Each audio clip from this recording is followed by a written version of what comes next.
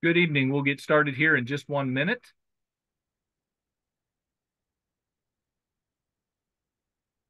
We're expecting a few people that are on here as attendees, so just wanted to give one more minute and then we'll get started with the program.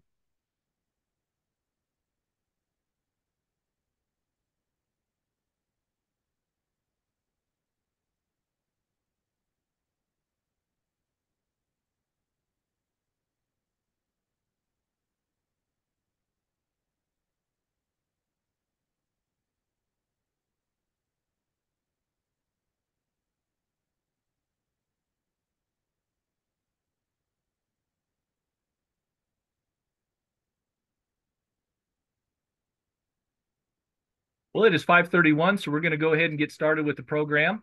Um, we're expecting a few attendees that had registered to be attended tonight.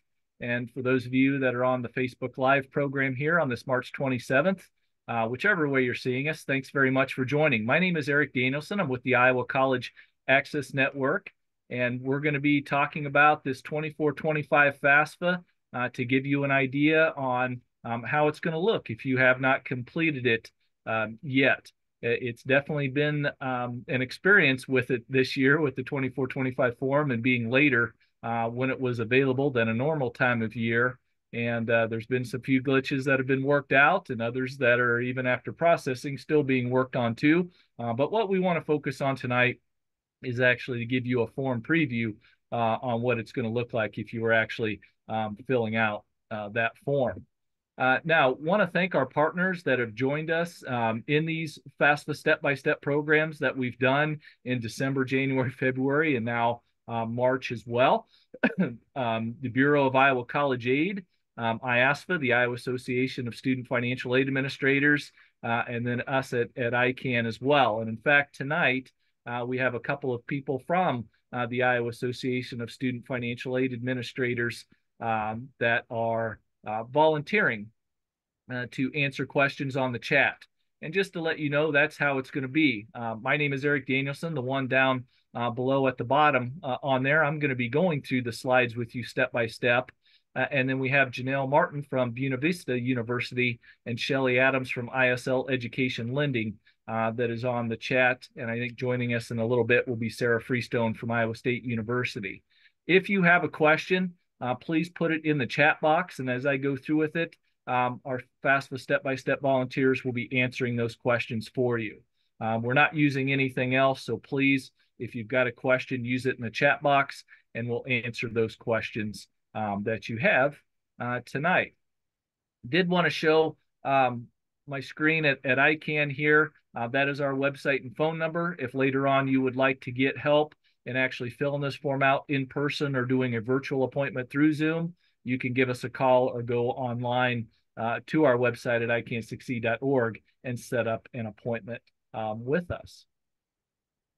Well, one of the first things then to get started with this program that I wanted to talk about is with the FSA ID. You also might hear the term now coming up, studentaid.gov account. This year, starting 24 and 25, everyone is needing an FSA ID to actually access the form right away. That could mean multiple parents might need it. I'll talk about that in just a second. There's even a process now for individuals without Social Security numbers to create an FSA ID. It has been an issue. It's not always been easy for those folks to be able to do that, but that is something that is up and running now and something they're going to need to do. And it is best to have your FSA ID now verified and confirmed prior to actually doing the form. We had mentioned up to 7 days. It typically is taking 3 to 5 days for your FSA ID account when you sign up for it at studentaid.gov to be verified or confirmed. That way you would have access to everything that you would need to get done, including what's called a data exchange, direct data exchange from the IRS with a lot of your tax information that most families are able to utilize.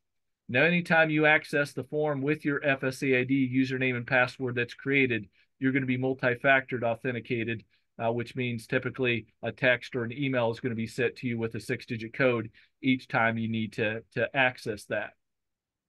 Again, parents without Social Security numbers can apply for an FSA ID right now, and that's something we do want them to do. They're going to be first have FSA ID verified through a TransUnion credit, if they can do that with some questions on there about things that might be listed in the TransUnion Credit Bureau. But if that does not work, then they'll have to verify documentation and upload documents to the federal student aid website to do that. And they would be directed by that with an email.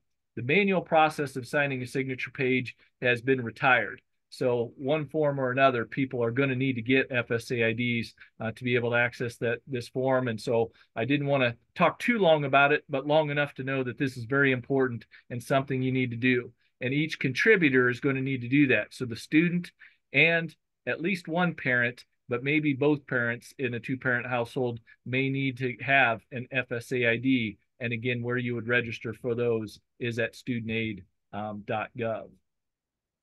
Now, what we're going to do is go through the process as if a dependent student was inviting a parent into the form. This year, the form is broken up into different sections. Our example today is going to be about a dependent student that needs parent information on the form.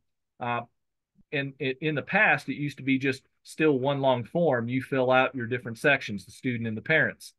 Now you're going to be completing them separately to have the FAFSA completely done, and want to give you an idea of that tonight. Our example is going to be as if the dependent student is the first one that is filling out their part, and eventually will invite their parent or parents in to do the form.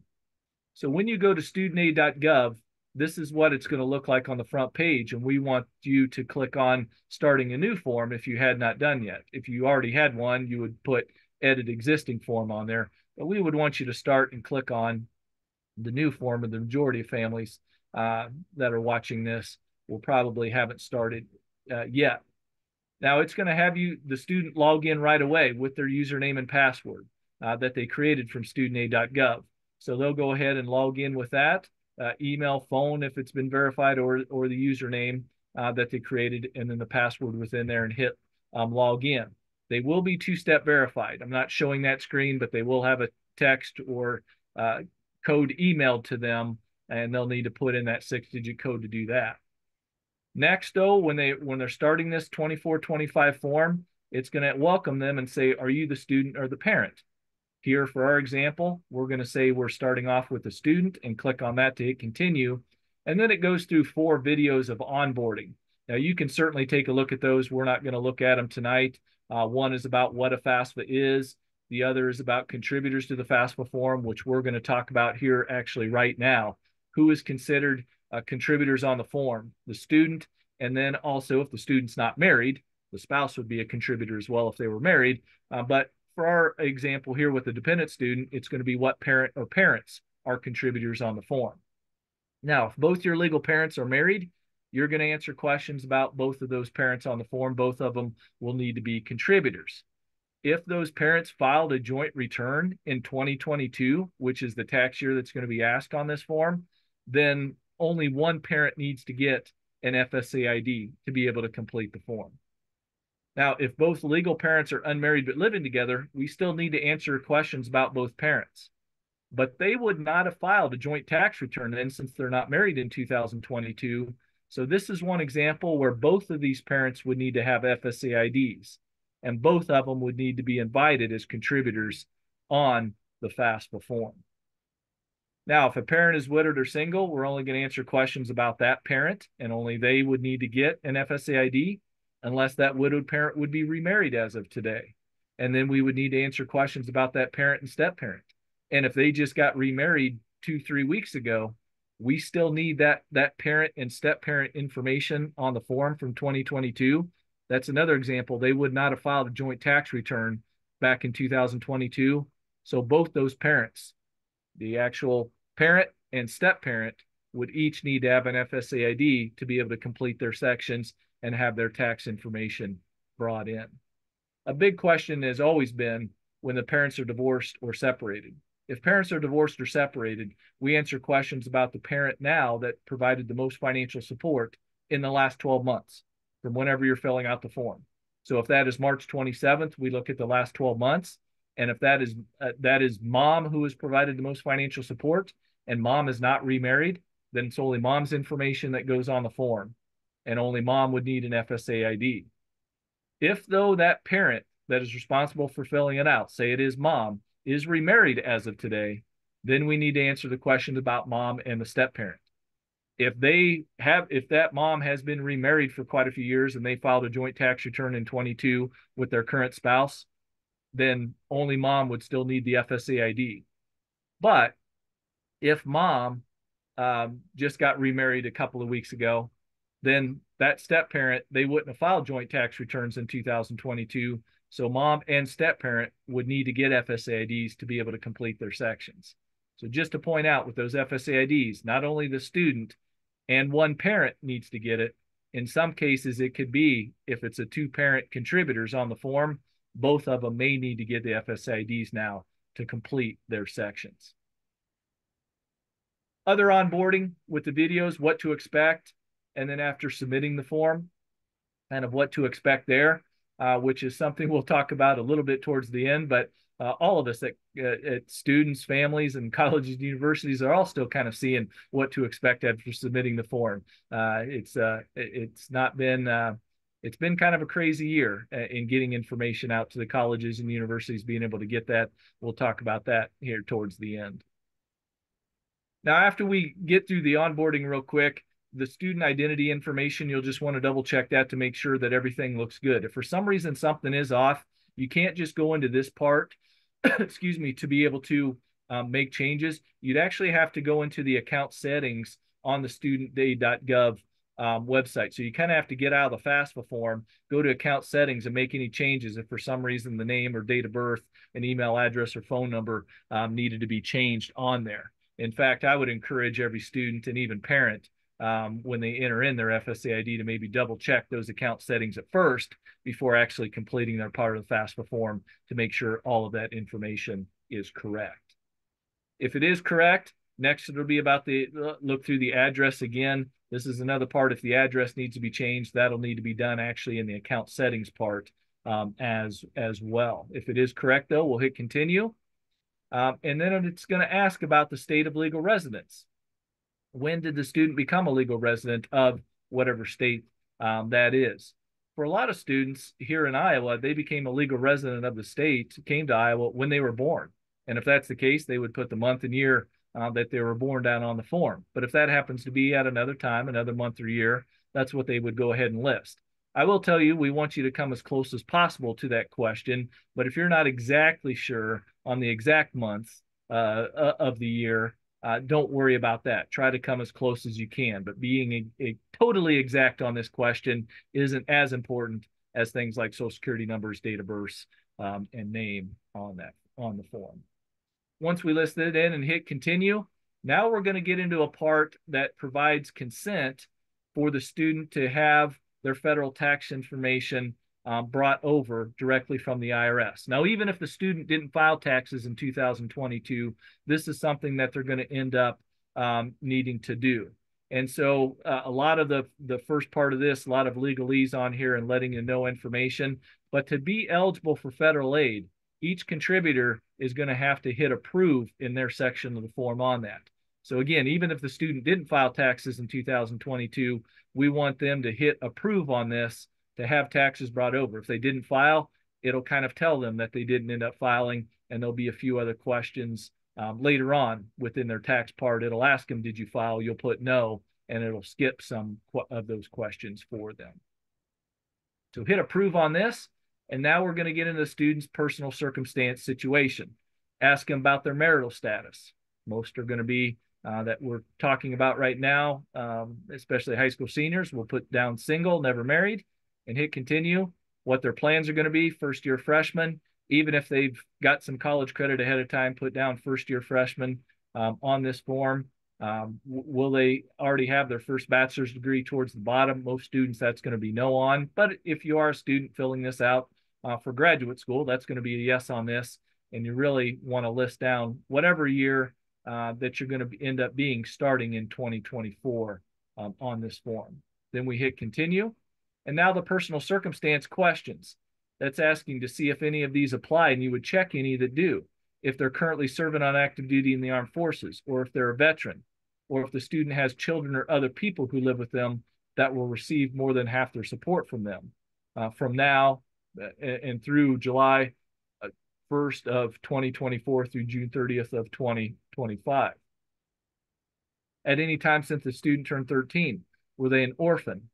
At any time since 13, were they awarded a court? Or at any time since they turned 13, they were in foster care. And that is a key on there. I want to point out that any time since they turned 13, did any of this happen? If the student was legally emancipated minor or determined by a court in their state of legal residence or in a legal guardianship with someone other than a parent or step parent as determined by a court. Now, majority of high school seniors and really students that go on to college right away for their undergraduate work, probably none of these are going to apply. If any would apply, they would have checked a box on that. That means they would be an independent student and not need parent information on the FAFSA form. I should mention one other question that would do that. There is one more question along with these, and that is at any time on or after, excuse me, July 1 of 2023, was a student unaccompanied youth and either homeless or self-supporting and at risk of being homeless. If this question is also no, then the student is going to be hit continue and be dependent and not need parent information. If for some reason a student does say yes to one of these questions, they would be independent and it'll tell them that, and they won't put down parent information on the form. Now, in our example here, the student's answering no to all these questions. Then it does ask them if they have any unusual circumstances to prevent them from using parent information. The majority of you are going to put no down and then hit continue. But if any student has any experiencing with what's listed on here, left home due to an abusive environment, abandonment, victim of human trafficking, really extreme cases, and they put yes, then they'll be able to complete their part of the form, and it'll tell them to contact the college directly to ask them about their unusual circumstances. They'll be able to evaluate that, and they should talk with them. Our example today, though, we're going to put no down and hit continue. And then another question that comes up that's actually has thrown some students off. It asks, are the student's parents unwilling to provide information, but the student doesn't have unusual circumstances from contacting them, so are you just applying for a direct unsubsidized loan? You should answer no to this question. The majority is going to answer no to this question and move on. We've had some students that have answered yes to it by accidentally or not understanding the question. They've moved on and then complete their part. And then technically, because the form is thinking that the parents were unwilling to provide information, they've submitted their form now. And when they've submitted their form now, they're not able to make corrections until that form has been processed, and then corrections can be made, which we just found out forms have just been starting to be processed now for 24-25 here this month. Very long delay in getting that done. And we just found out that corrections on any FAFSA that's been submitted and even processed yet won't be able to begin until the first half of April, which to me tells me that'll probably be the middle of April before any corrections can be made. So we want to try to do it right the first time. And so the majority of you, just to make sure with this question, you're going to hit no on at the bottom below and then hit continue. Next, it's going to ask them to tell about the parents. Are your parents married to each other? For our example here, we're going to put yes, that they are, and hit continue. But if it was no, then it would ask, are they unmarried but living together? No. And then does one provide more financial support? If that's the case, you would put yes, and then whether or not they're remarried. So it will look a little bit differently if your parents aren't married to each other, but for our example, we're going to put down yes for this and hit continue. And then this is the part where you're going to invite parents to the FAFSA form. Now, parent one and parent two, a parent and then a parent spouse, as it calls it on here. This is a part to where when I'm helping students and families, I'll ask the parents, okay, did you file a joint tax return in 2022? If they filed a joint tax return in 2022, I've only been inviting the one parent that has the FSA ID right here instead of the parent spouse as well. I've just been putting in the parent part, their first name, last name, date of birth, and social security number. Make sure that information is correct exactly as it is on their FSA ID that they signed up for, or it'll come back with an error stating something is off on that. So double check that information, and then putting down the email address that the parent wants. That does not have to match up with the FSA ID in putting that there. Now, if both parents here did not file joint taxes in 2022, then you will need to, both will need an FSA ID, and then I would include both the parent and parent spouse on here as well. Each of them will need to have an invite and do their own part of the FAFSA form. But if they filed a joint tax return, then, which a lot of parents, that's the case when the parents are married, then I would only put down the one parent with the FSA ID here for the invite. After they submit it, and the parent will get an invite, and we'll kind of show what that email looks like after we do the rest of the student part and get into the parent part of their form here in just a second. Next, we get into student demographics. We hit continue on that, and it's going to ask about the student's gender. If transgender, they've actually got it a little bit differently, more combined on the actual form than when they came out with these slides for that. Any of these can be answered or prefer not to answer, completely up to what student wants to do. We hit continue. And then if they're Hispanic or Latino, and then race as well. Now, again, all these can be preferred not to answer. They're not going to be shared with the colleges themselves with these questions on there.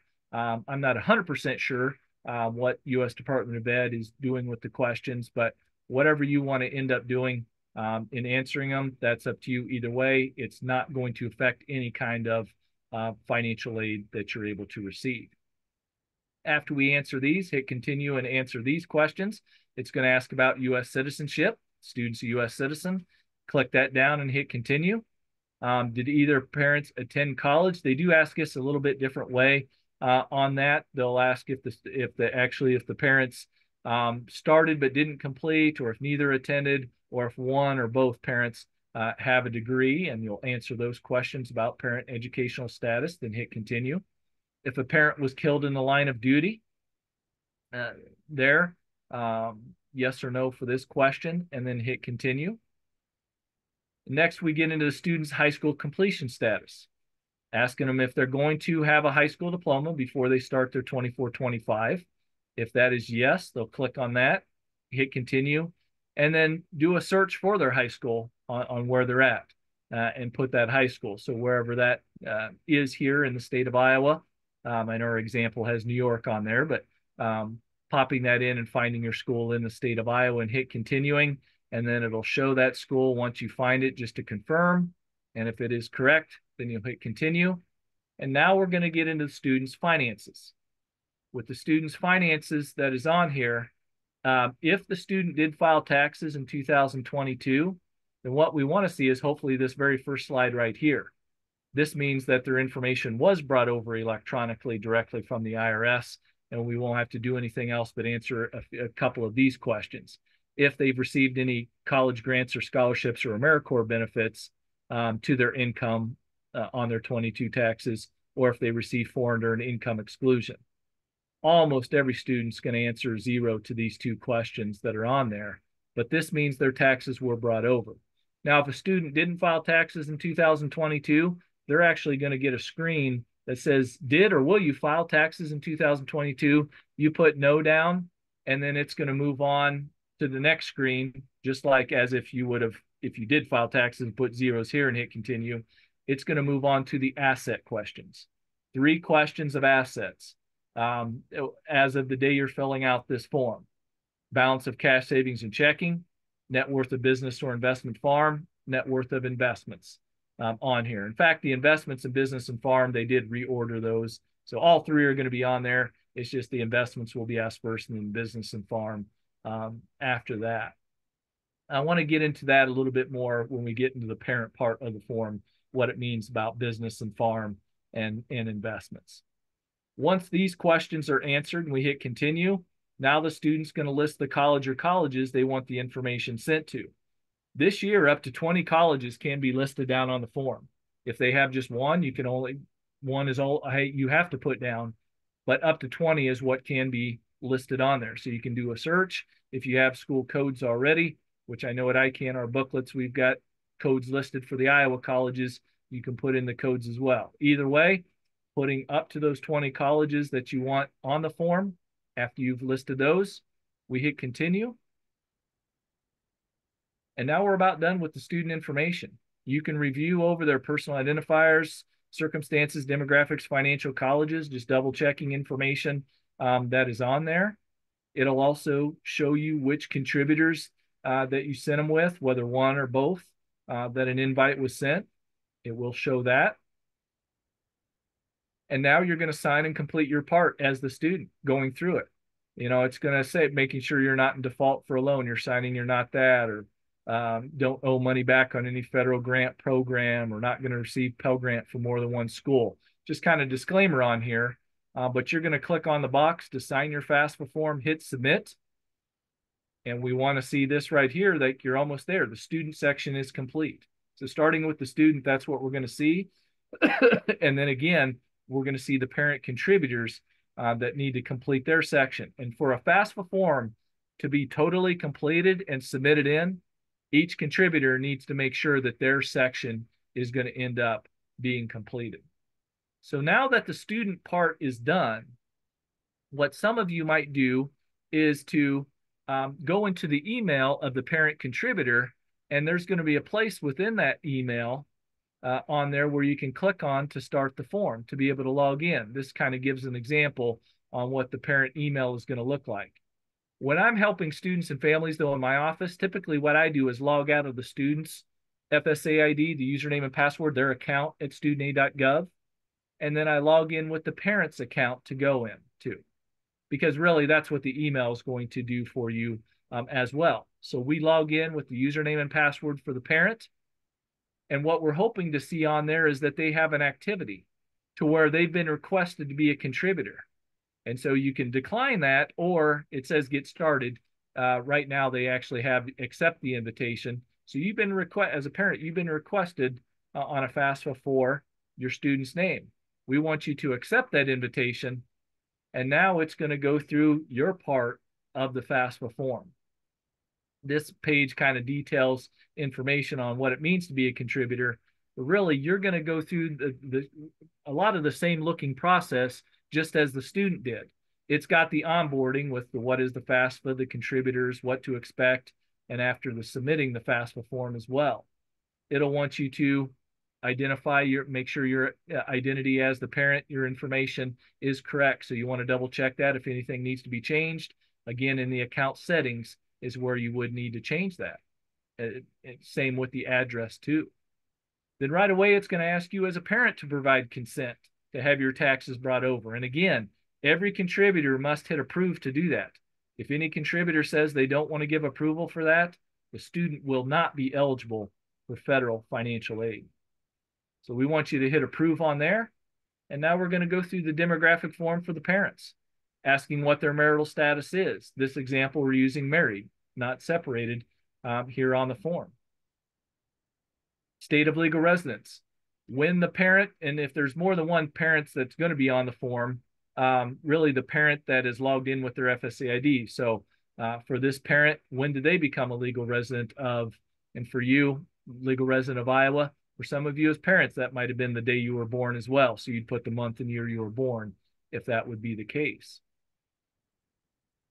Next, we get into your finances. And within the finances, it's going to ask some questions about federal benefits received. If in 2022 or 23, did parent or anyone in the family receive any benefits from the following program? Earned income tax credit, federal housing assistance, free or reduced school lunch, Medicaid, refundable credit for coverage under qualified health plan, SNAP, food stamps, supplemental security income, TAMF, or WIC programs. If none apply, you would click on that. If there are any that apply, click on the ones that do. And what that really is going to do is skip over your asset questions later on down the road. For our example, though, today, we're going to hit none that apply and hit continue. Next, it's going to ask about parents' tax filing. Did or will the parents in 22 file a joint tax return? Now, I'm actually hoping that the majority of you won't see this question. I'm hoping that you will be able to come right away, I'm sorry, I apologize. Did or will the parents file a joint tax return? I'm sorry, everybody will be asked this question in a two-parent household. And if that is yes, you'll click on that and you'll hit continue. Then it's going to ask about your family size. And really what it's going to do is ask, is your family size different than the number of individuals you claimed on your taxes in 22? If no, you would click no and just hit continue on there. But if yes, then it's going to ask, besides the parent, other parent, and student, how many other parent, children, or other dependents are in the household as well. So if it's not different, click no, you'll just move on. But if different, it'll want you to break that down to put in the new number. And then how many people in the parent's household, not counting parents, will be in college. If you have, as a parent, more than one student that's going to be going into college, you will put 2 down, or however many that might be. You need to make sure to do a form for each student. So each of them will need to complete their part. Each of them will also need to send you an invite to complete the parent part for them. And so if you have 2 or 3 students, that means you will now this year, with the way it's done, need to go through and complete your parent part 2 or 3 times. It's not that bad. It's not that hard in doing with the way the form is done, but you will need to complete your parent section for each student for each one that they do. The 2022 tax return information on here. Now, what I'm hoping is you're going to get this right here, which means the taxes were already brought over for you. There's been occasionally where some parents have had to manually put in their tax information. So it would ask you what filing status was, and then go through it and ask you, what you earned from working, adjusted gross income, income tax paid, and a few other questions. But most families have been able to directly bring their information over electronically this year. So really, it's going to ask about the earned income tax credit again. It seems to sometimes ask that twice. So if didn't receive it, you'd put no down. And then the college grant, scholarships, or foreign earned income exclusion reported on your taxes. Majority of parents, this is 0 as well, but they will ask those questions again. After they ask you those questions and you answer them and hit continue, now you're going to be asked if there's any annual child support received, and it's going to be in 2023, the last complete calendar year. So now if you're filling it out, that would be 2023. If there is any, you would list it down there, but if not, we would put 0 down. And now the parents get asked about their assets, their checking and saving, business and farm, and investments. Just to give you an idea of that, this year there's no longer any exemptions for business and farms. So when it's asking about the net worth of them, if you have a business or a farm, what they want to know is net worth, value minus debt to those businesses. Debt only to those businesses, not all kinds of debt. So we're including in there fair market value of land, building, machineries, equipment, inventory. And I realize sometimes that's not always easy for families to come up with. If you ever have any questions, please don't hesitate to reach out to us, and we can certainly try to guide you on with that. But anybody that has business or farm value, you would need to put down there. Now, occasionally, a business might be worth $100,000 and you still owe $100,000 on it, then you'd put 0 down for that. But it is no longer, there are no longer any exemptions to it. So want to make sure to point that out. And then the other question about investments. You will not count the home that you live in or retirement accounts, but any other real estate like rental properties, it would be net worth value minus debt. Trust funds, even if you can't touch them till later on down the road, you would need to count that. Stocks, bonds, CDs, UGMA accounts, 529 plans. 529 plans go on the account owner side. So if a parent's been saving for a student, it's going to go on the parent side, not the student side, the 529 plan as far as an investment. This year, parents only put down the 529 plan amount for the student that they're filling the form out for.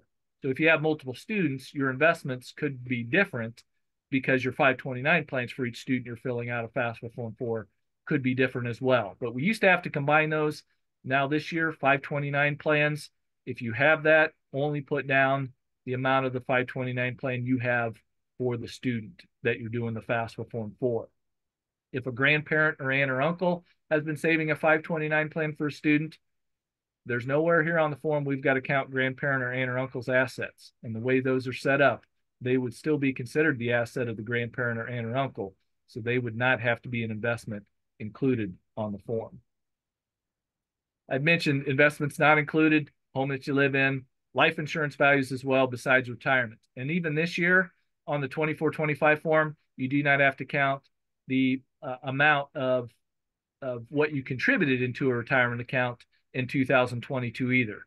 That used to be an untaxed income question that we needed to include. That is no longer the case now here on the form. Now, if the parents filed a joint tax return, then this is where we would put the other parents' just general information, their first name, last name, date of birth, social security number, email address. And then you would click and continue on. Now, if that parent had an FSA ID in their name and you get an error message saying something doesn't match, you might need to log in with that parent's FSA ID to see what they put down on that form, because first name, last name, date of birth, and social security number have to match with what they have for an FSA ID. Not all the parents in this situation here, as the other parent, the other spouse, may not have one, but if you get that error message, that probably means that parent has an FSA ID and you need to double check that. I've had some families this year who's had issues with this, and a lot of times it was because they put down a wrong date of birth, what they had listed for that parent, and that parent had an FSA ID. So if you get an error message here when you continue on, you might need to log in with the FSA ID for this other parent to make sure, again, first name, last name, date of birth, social security number are matching on here. Now, if everything works when we hit continue and to move on, now we just review the parents review page, making sure you can click on to expand the boxes there to look any of that information over. But if everything is correct, we hit continue, and now the parent's going to sign and complete their section. Once they click on the box to say sign and submit, now it's going to say congratulations, the FAFSA is complete, because the student already done theirs, and now the parent is completing their part too, and give you a completion date. And then it's going to say an email has been sent to the student letting them know that the FAFSA was complete. They should receive that. And then the student will receive notification when it's being processed, and all the college lists are going to get these results. Now, that's been one thing that did not happen right away when we began this form at the end of December, beginning of January. FAFSAs have only been being processed here since the middle of March, and colleges are just starting to get FAFSA results for any 24-25 form. So if you complete a form right now, it still could be a couple of weeks before your FAFSA is going to end up being processed.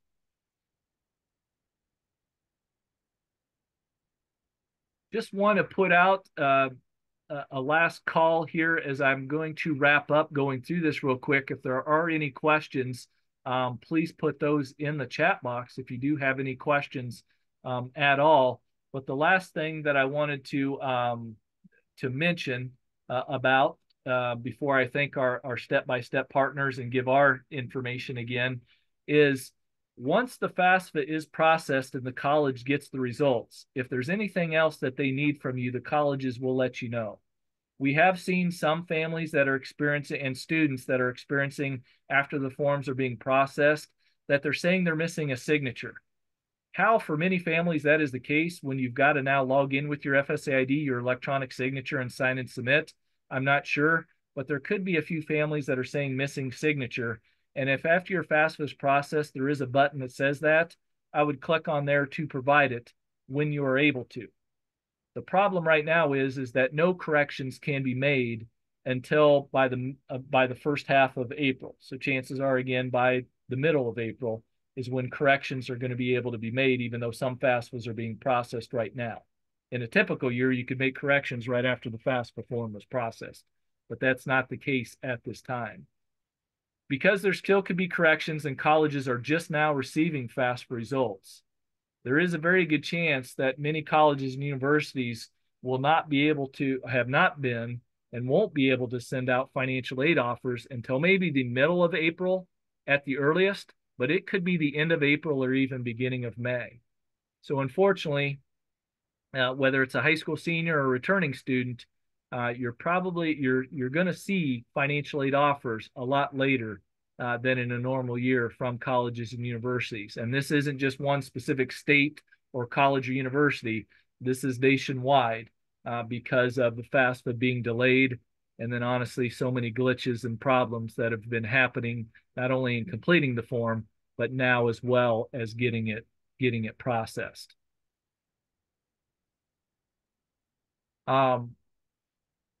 Again, any questions that you might have, please let me know. Please let us know here on here. But that's something that we wanted to definitely let you know about was getting this done is important and getting it done at first. But you may still not hear from the colleges or universities themselves until end of April, even beginning of May to get these financial aid offers. And there are still some things we don't know specifics about for state of Iowa aid yet, or federal aid either, because of the delay in these processes and waiting to see what some of the results are. So everybody, even ones that did their FAFSA back in January, have not received any financial aid offers yet either. All right. Well, I wanted to share one, first of all, again, thanking our FAFSA step-by-step partners, the Bureau of Iowa College Aid and the Iowa Association of Student Financial Administrators, for being a part of these webinars, not just tonight here on March 27th, but also the ones in December, January, and February that we had as well. And they've been great partners in trying to help students and families and organizations like us at ICAN to get out information to you as students and families and helping you through what's been a very difficult year in getting things done with the FAFSA form, and we're still seeing issues with getting things processed and having um, unfortunately financial aid offers not being sent out in a timely manner and letting you know what's going to be expected, what you're able to receive in 24-25. But thanking these partners for that. And again, if you need any help, want help in filling out this form yourself, icansucceed.org, going to our website or giving us a call, you can set up an appointment for us virtually or in person at one of our locations throughout the state, whatever works best for you. What we would want you to bring in would still be your 22 taxes and W-2s. There are some times where we need those to put in information in manually. And then we would need FSA IDs for the student and parents as well.